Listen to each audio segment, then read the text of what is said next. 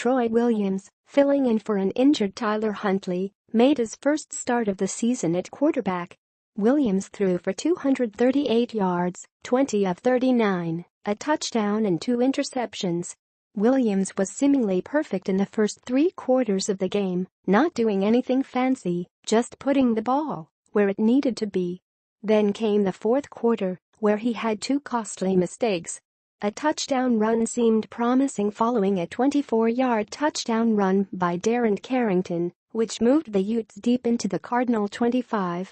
That high was shortly lived after Quentin Marks intercepted a tipped ball at the Stanford 16.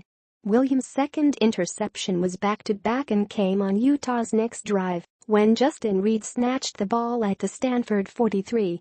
Any hopes of a comeback were shattered. Darren Carrington.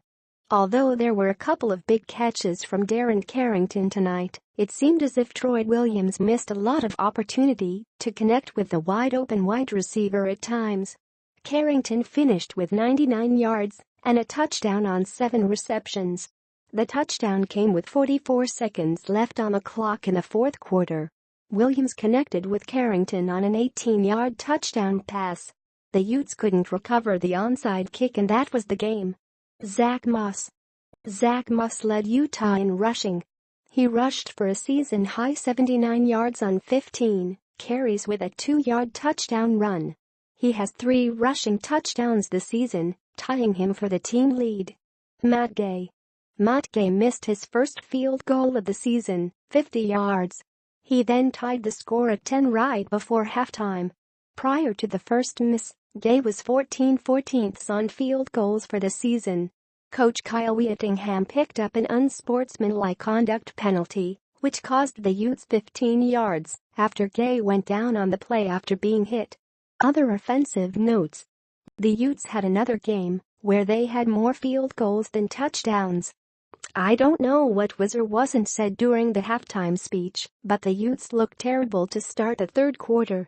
Here's the breakdown. A 3-and-out, then a low punt snap was fumbled by punter Mitch Wisnowski, and that led to Cardinal ball at the Utah 15-yard line.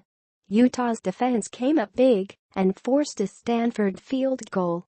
The Cardinal took the lead 16-10 in the third quarter. Defense. This game was the true test for Utah's defense, and they passed, yielding only 384 total yards.